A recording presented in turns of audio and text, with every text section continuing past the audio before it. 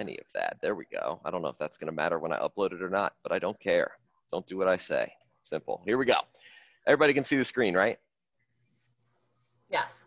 Thank you for responding. Perfect. So we're talking about rules and motivation. And I'm going to try to speed through this and not go too in depth on any of these concepts and principles. What we need to do is simplify and specify immediate actions that you can take and then get into the question and answer and dialogue. That's where we're going to get most of the benefit from this conversation. When we're talking about rules as a Q&A, because it was in the group, but mostly we're talking about motivation, okay? Motivation is power. That's what it is. That's why we ask, how do I get motivated? How do I stay motivated? What can I do to increase my motivation? And we want motivation because motivation is power. It makes us feel powerful when we have more of it. More motivation is more power. And the more motivated we are, we feel like we have more willpower on days when we're motivated than on days when we're not. So motivation and our level of motivation ultimately gives us the perception that that is the volume of willpower that we have. We're going to find out that that's actually not that true. Strongest animal in the animal kingdom. That's who we are and what we feel like when we've got high levels of motivation. We're willing to fight and battle and push through. So we come up with these badass, really difficult goals of getting to the gym 5 days a week and eating really strict. In that moment when we're motivated, we are the strongest animal in the animal kingdom. We're at the top of the hierarchy. We're at the top of the food chain. That's why we're asking, how do I get more motivation? And if we reflect for a second, when we're not motivated to get to our goal, especially when we're in the gym and we see a bunch of people that are super fit doing their thing, we think they must be motivated all the time. They are the strongest animal in the animal kingdom. And I need to be more motivated to climb that ladder. But that also right there is not exactly how this works. The only successful people that you're going to see, just like the only successful animals in the animal kingdom, the people you see that get to that end goal and stay there, the ones that stay on top of the hierarchy, the ones that are able to accomplish those goals, are the ones who have developed more sophisticated attributes. They don't just have an absurd amount of willpower and just put their head down and hammer through. Okay? Strongest animal in the animal kingdom isn't the strongest animal in the animal kingdom just because they're powerful. People in the gym that you see that are super fit are not just ultra motivated, and you would do the same thing if you were ultra motivated. There are more sophisticated skill sets that go into it. Habits, structure, value systems, hierarchies, swaps, how they set goals, how they attack the goals. They have a more sophisticated system. They have a structure. It's not just a blueprint that requires a certain amount of motivation to get there, okay? The most powerful king in the animal kingdom can easily be brought down by 2 lesser opponents, each 3/4 his size.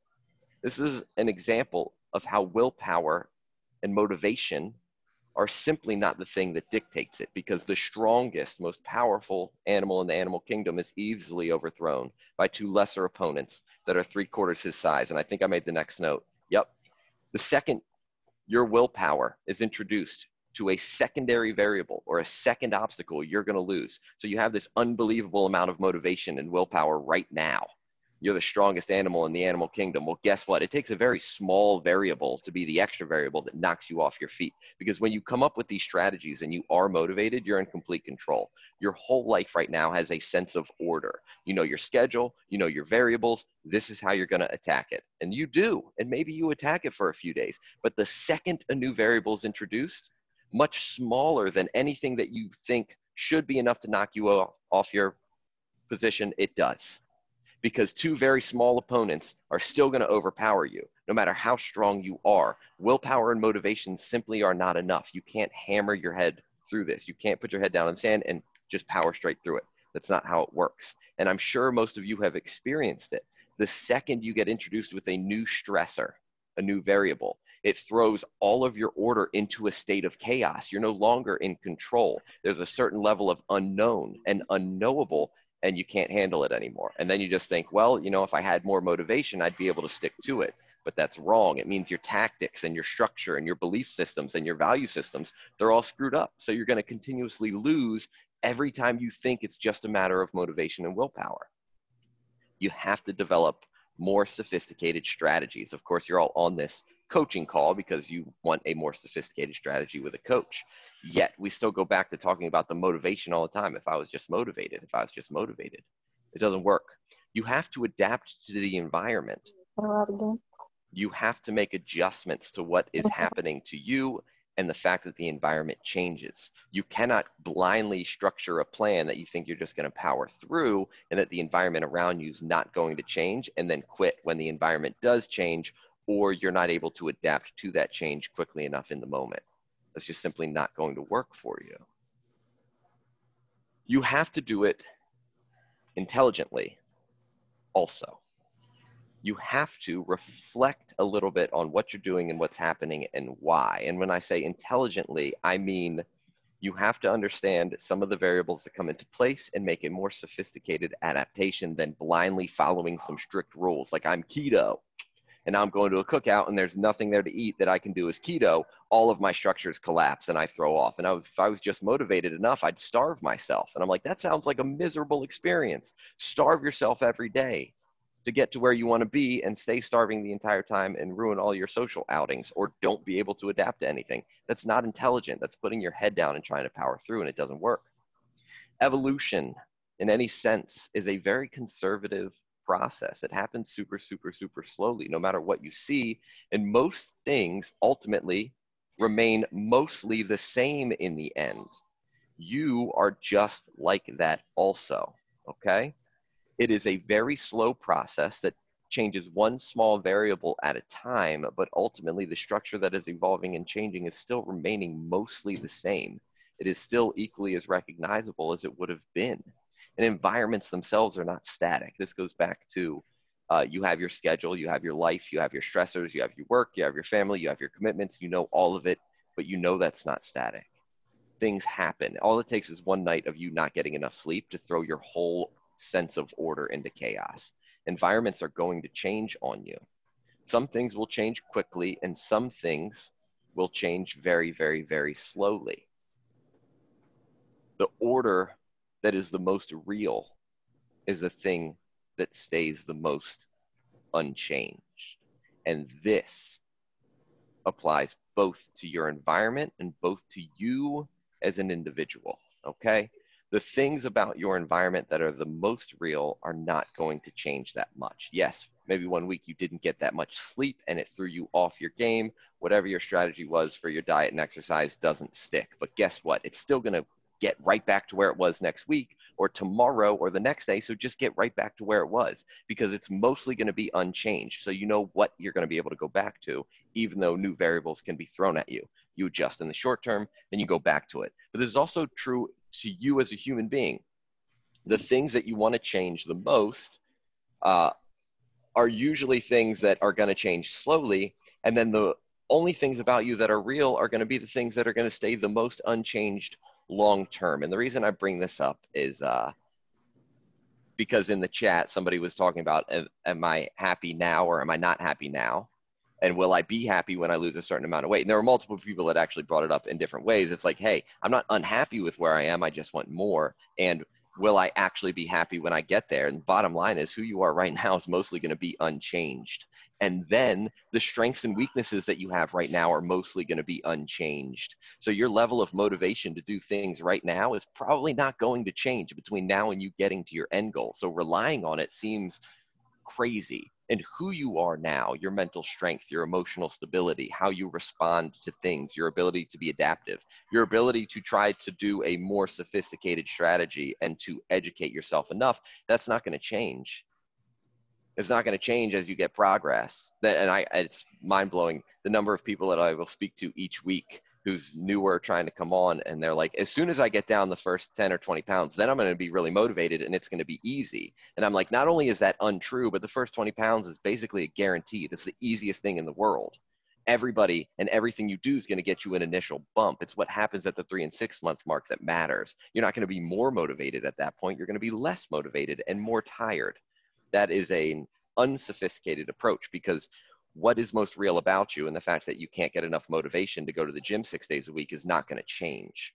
So we have to address that as a main issue when we go back to talking about motivation. Leaves change more quickly than trees, and trees change more quickly than forests. And forests do change, but they mostly remain the same. And you have to identify what you're looking at and what measures you're putting meaning and value into. Leaves are going to change quickly and you're going to be able to see them change, but the forest is not at all impacted by that.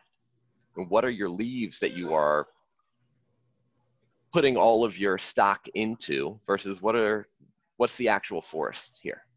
And then the trees being the in-between. Where are these different things happening? And the reality is your level of motivation to do this is the leaves here, and it's going to change day to day, and it's going to change super quickly.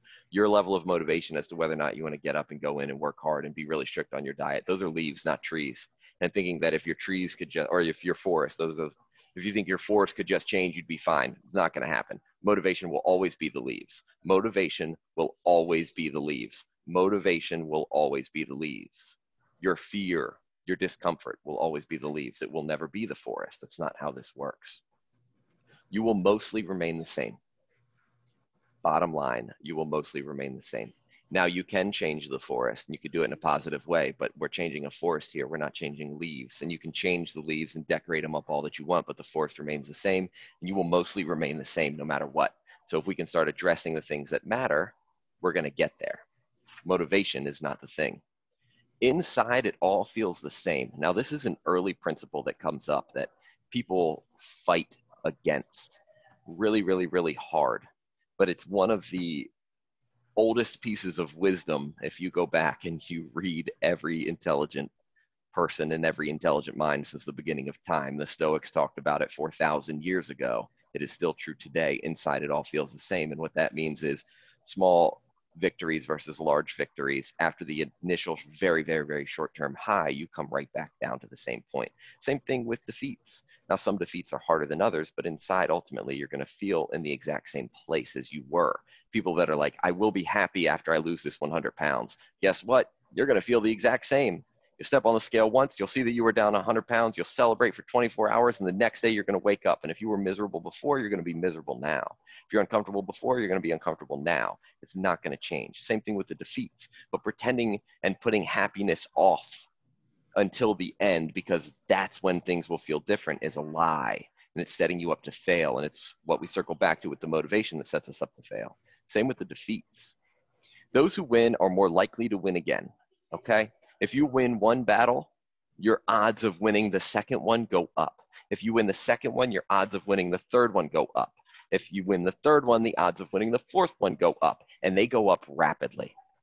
And the people who win and win again over and over and over again are more likely to keep winning and keep fighting when variables change. So a defeat for somebody who has a lot of victories doesn't really matter much. And the more often you win, the more likely you are to win in the future. This is winner take all. This is the rich get richer, the poor get poorer. This is to those who have everything, they will be given everything. And to those who have nothing, everything will be taken away. This is the, again, truest wisdom that you can ever get.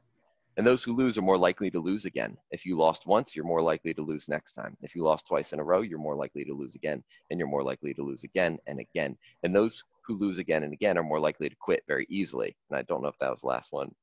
Yeah, soon it takes very little for them to quit because they know they're going to lose anyway, so why fight? Your odds of success increase the more often you win. Your odds of success decrease the more often you lose. Now, here's the thing that we all need to understand. The size of your victory does not matter, only the tally of those victories. So this is where we bring all of the motivation together. You're so motivated to get into the gym 6 days per week, be really strict with your diet, push yourself really hard, lose 20 pounds, and then you fail because you set unrealistic expectations of yourself. You did something that did not account for any level of chaos, and then you lost. You lost, and defeat hurts. And then you recover from it and you're feeling motivated again, and you set up the same unrealistic, unattainable goal right out of the gate where you put happiness off to the very end. And of course, if you're not happy in the short term, you're not going to fight for that long all the way to get to the end. And then ultimately, if you fail to do it, you lose again. And then you do it a third time, and then you do it a fourth time. And now you're stuck in this cycle of losing.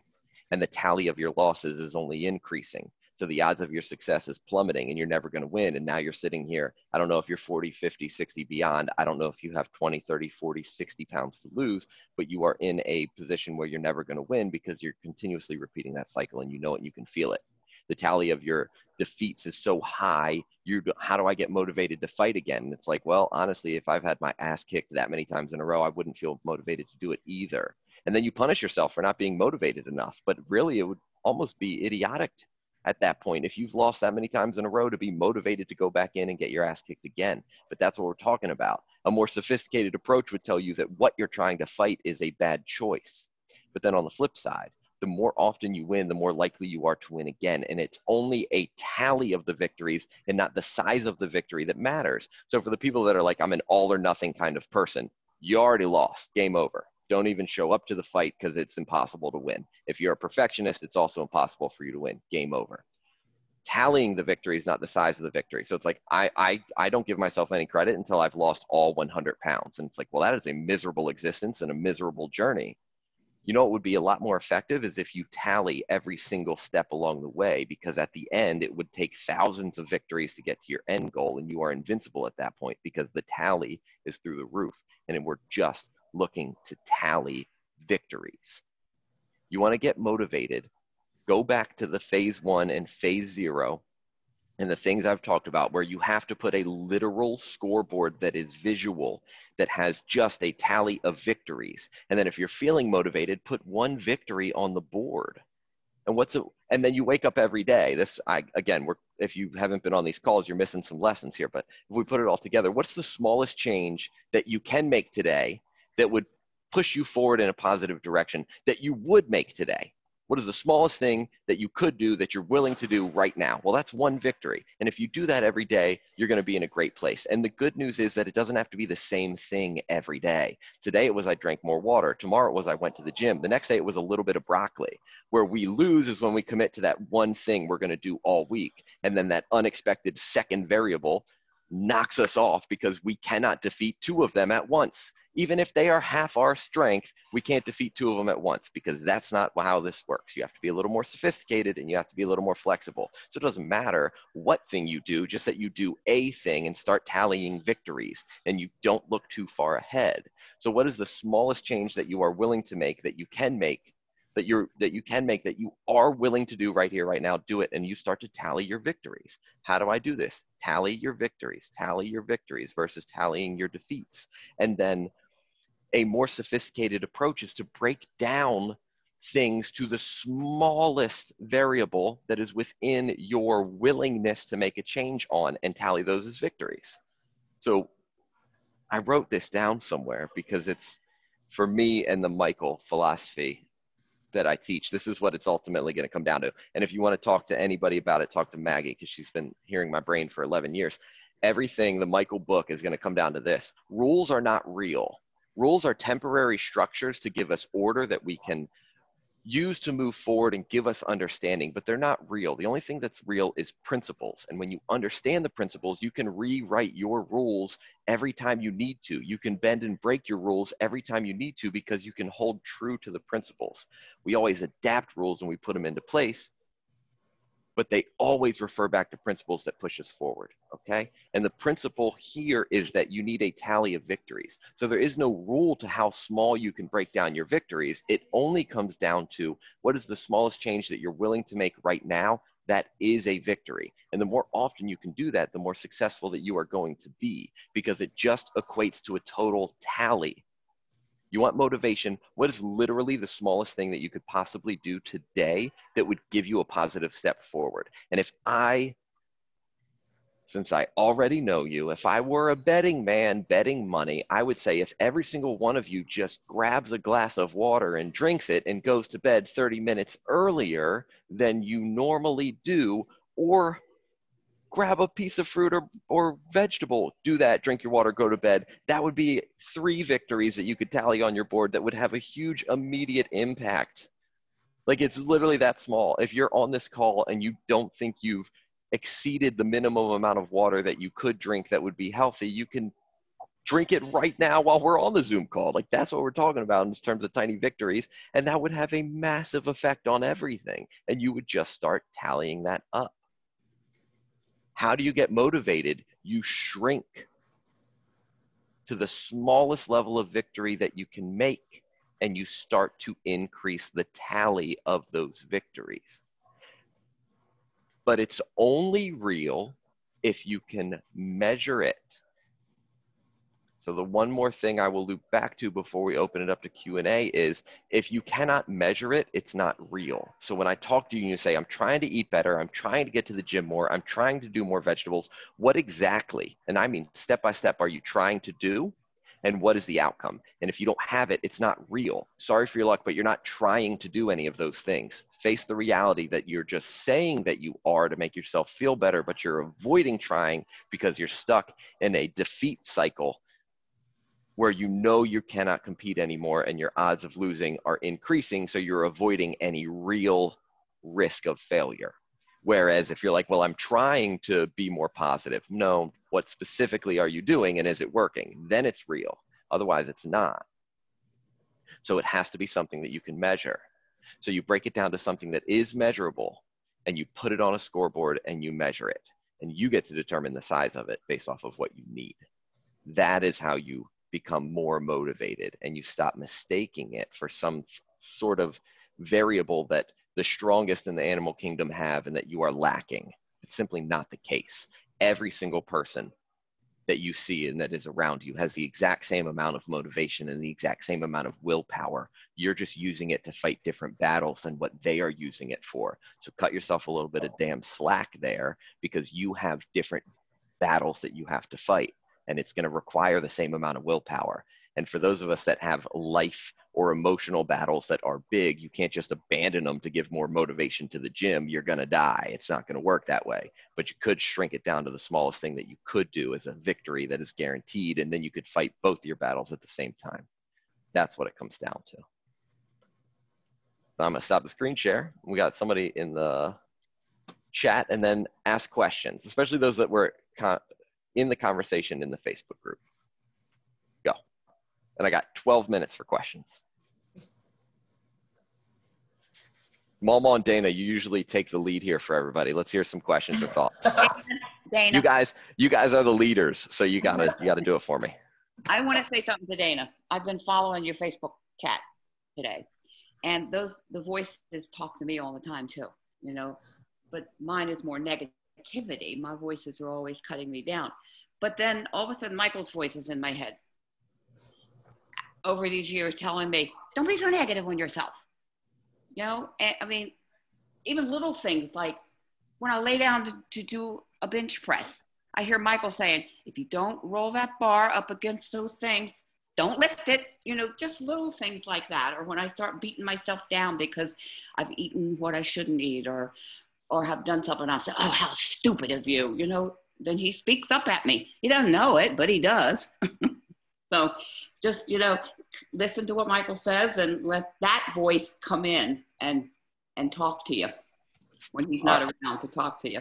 I'm going to respond to this one because it's a perfect example. So Maggie just said, addressing something to Dana about like the voice, the negative self-talk that comes into your head.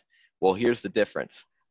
Over the last 11 years, how many times have I said something to Maggie? Well, that tally total is very high. So she's got momentum on it. Dana has not been training with me for nearly as long, and Dana doesn't want to ask me questions because she doesn't want to bother me and annoy me. So her tally count is lower. So when we're talking about this exact idea here in terms of motivation and just getting tallies, every time Dana doesn't want to do something because she feels like she's losing. And that the example is that she doesn't want to say something because she feels like it's an inconvenience or she feels dumb or whatever it happens to be. That's that. So what's the smallest thing that she would be willing to do to reach out to me for that would add a tally to that scoreboard where she feels more comfortable asking questions? And like literally, what's the smallest thing? And I'm going to make you answer this right now, Dana. What is the smallest thing that you could do in terms of asking me in person, texting me, or sending me a message on Facebook? What's the smallest thing that you could send that you wouldn't feel like was an inconvenience?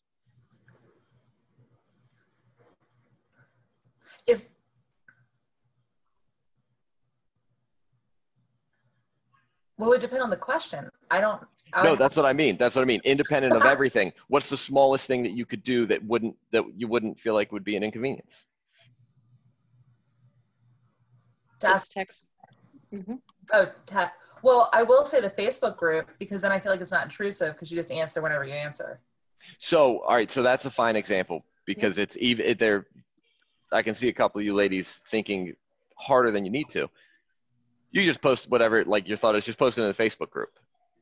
And every day that you do that, you're going to get a lot more comfortable asking questions. But when I was like, what's the smallest thing that you could do that would be an interaction with me that wouldn't feel like an inconvenience? Like if I'm like, what can I do to message anybody in this group that wouldn't be an inconvenience?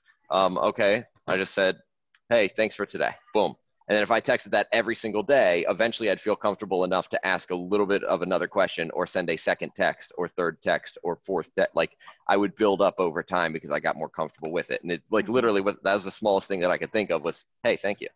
Like you could like Dana could have shrank it to that, but obviously they went to the next level and was like, well, Dana could just post it in the Facebook group and then it wouldn't feel like an inconvenience. Okay, well, if you need more repetitions because that negative self-talk is in your head and you're going to be like Maggie and rely on Michael's voice, then just post in the Facebook group every single day.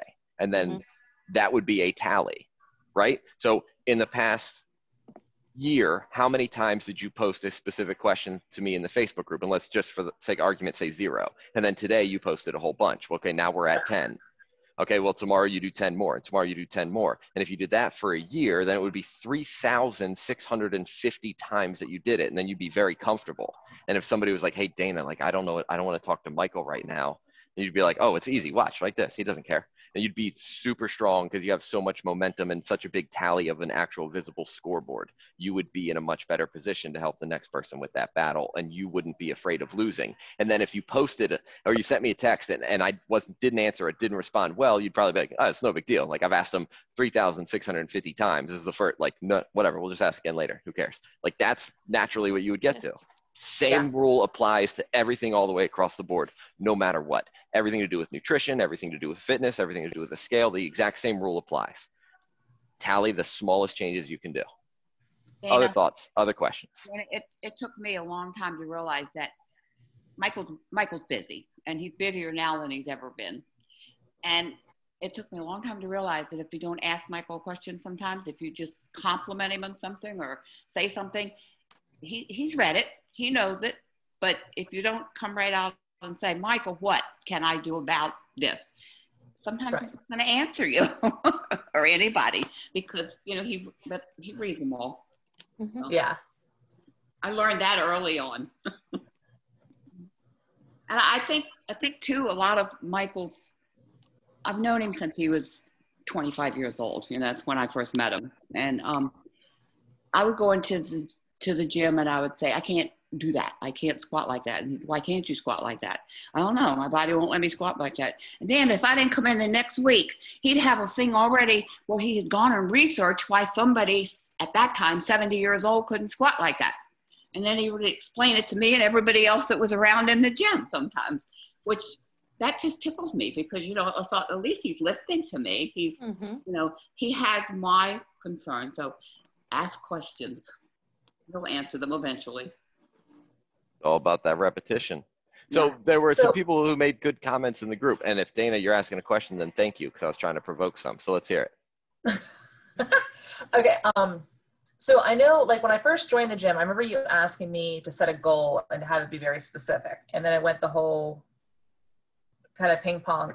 But, like, I guess I always, like, you always hear about setting, like, a big goal. And I think sometimes with a big goal, the challenge is you don't know, at least I haven't figured out like what my big goal would be. Like, so I kind of then start to gauge what I think it could be, but then that doesn't give me much motivation because I can't vision it because I'm just kind of throwing something out there. So essentially, are you saying with the small goals that also goes kind of like when they say make a 10% shift and eventually it's 100%? Like, is it just like starting with just something very small? I guess I'm trying to figure out where my focus. Yeah. So first of all, goals are like hydras. Second you accomplish one, it grows into 7 more. So you're never done, ever. That's number 1. Number 2, happiness, fulfillment, strength. They come from growth and progress, not from goals accomplished, but from growth and progress towards that goal. Having something to aim for and then taking steps towards it. That's the principle. The specific goal is just the tactic. So it doesn't matter. You can change your mind tomorrow. Like today, this is my goal and I have it as detailed as possible. And I wake up tomorrow, I don't feel like doing that anymore. I'm going to go towards this goal. Now, obviously, if you're completely random, then you're not progressing forward. But for the most part, it's always going to be a progression forward. You can change the variables every day. Who cares? You still know what growth is, what's going to make you better, healthier, happier. And you can change the goalposts all you want because it's always going to change and grow, and you can add new ones. It would not impact what the smallest positive change is that you could make, that you could add as a tally. But when we do let the end goal and its specificity decrease our motivation in the short term, like we're fighting a losing battle no matter what, because that goal's not static. The environment's not static. It's going to change. The end goal is going to change. And then even if it didn't change, once you got there, it would multiply immediately anyways. So don't get too hung up on what that ultimate end goal is. It just needs to give you a direction, and then we modify every day. And whether maybe we get to that exact one or maybe we don't, but it's not really relevant. It's not the most important variable. I guess I just don't know how to make it specific, because if it's not specific, then it's not measurable. And I guess sometimes when I'm trying to think of a bigger, and I've always set it to weight because I felt like weight would be everything else. But I feel like that's where part of my challenge is because then I'm using weight as leverage. And I said like two of them, like for like part of it's a struggle with me, but like for happiness, for confidence, but it's also when I think of being stronger, when I think of being more in shape, when I think about being physically more fit. But I feel like weight is the wrong platform for me because then I'm so focused on a number where really it's not as much a number as the things that I think surround the number. You are way over analyzing. But it's that is still the goal, the weight, because that's what you want. But it's a lagging indicator. And if we go back to you need to build a system, then it's about what needs to change in order to get you there. Does that make sense to everybody? Dana looks like she's frozen. I think she's frozen. But she'll come back in a second. But it's not like you do want to have that, and having it as a weight is totally fine.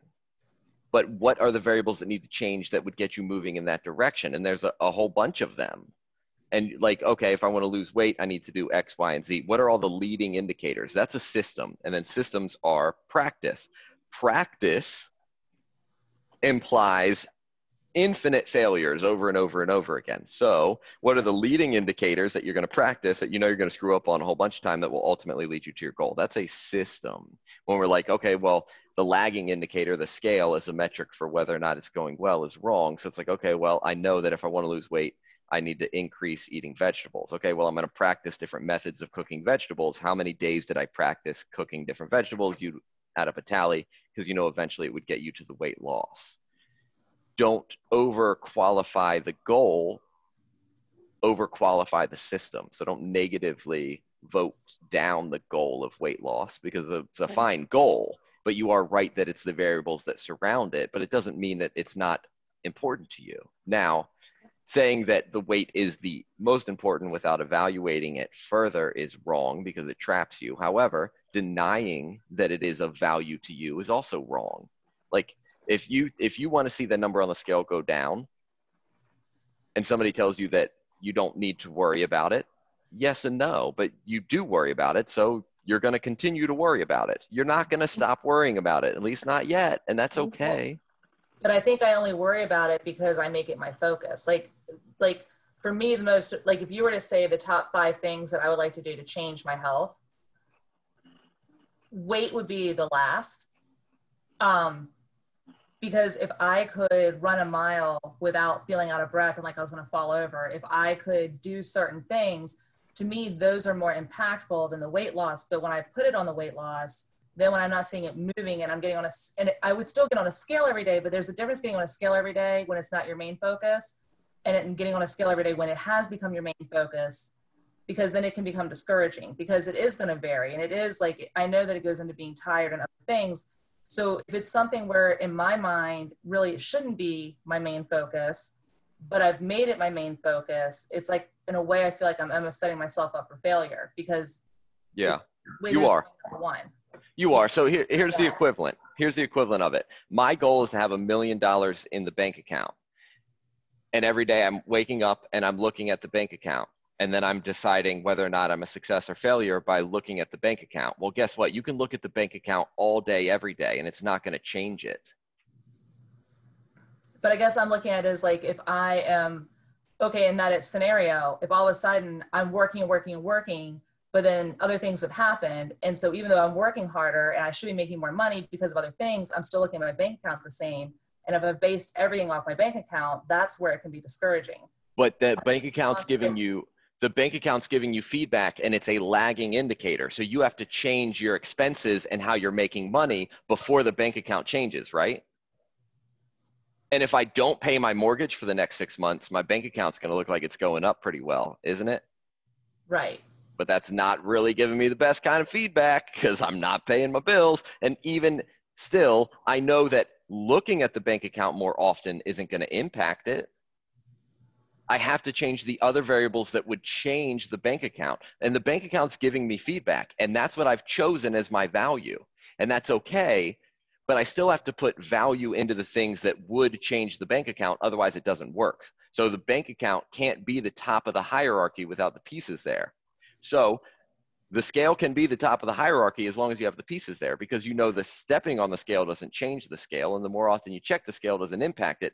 Only the pieces around the scale do. So it's the same as a bank account. It's okay if it is there. It is absolutely okay. Oh, yeah. But you still have to change things around it. So don't be upset that that is your metric, because it's a totally fine metric. And it's okay that you're focusing on it.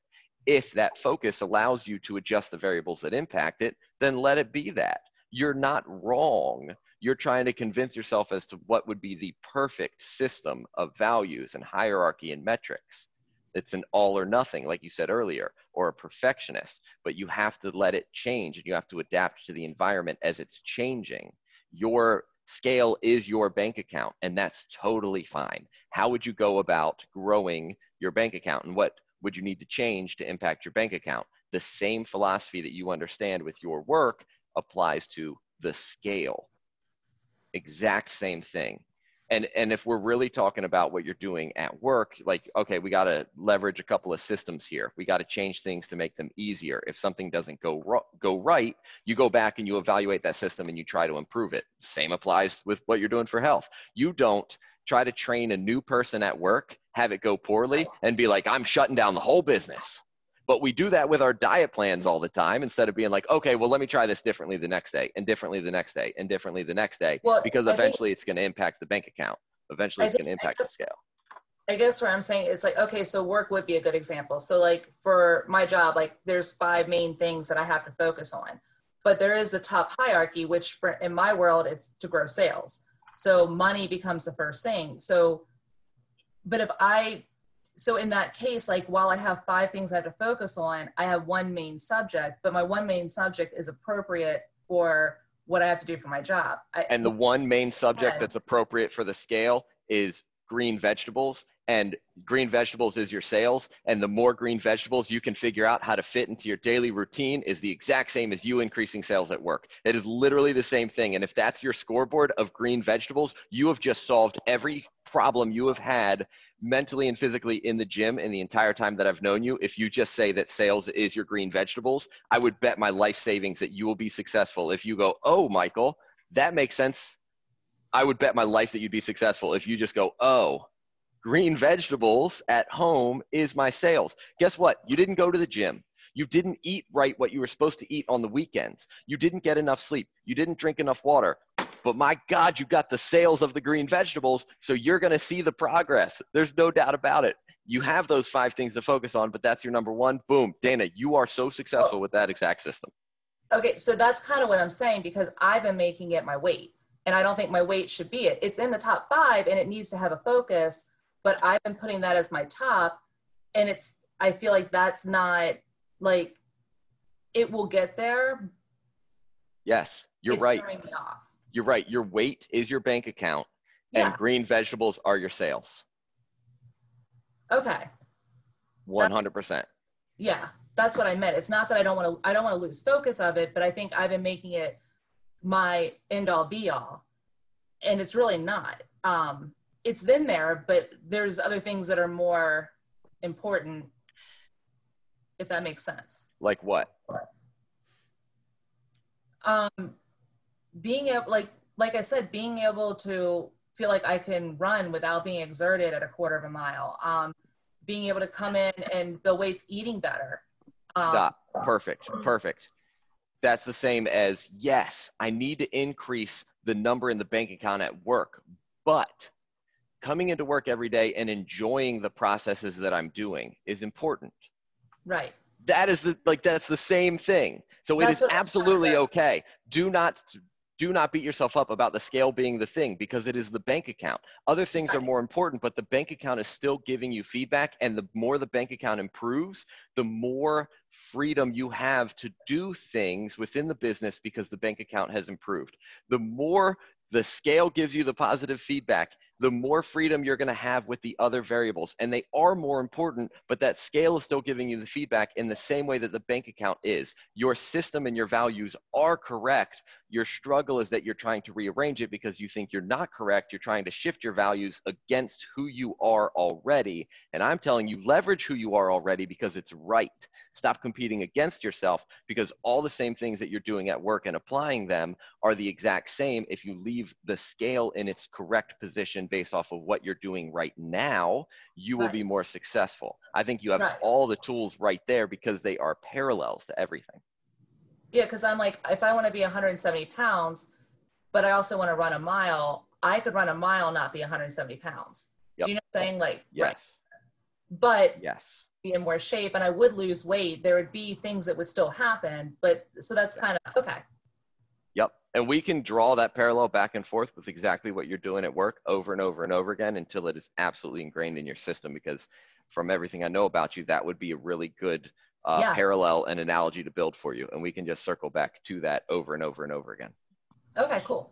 All right. Hey, Go ahead.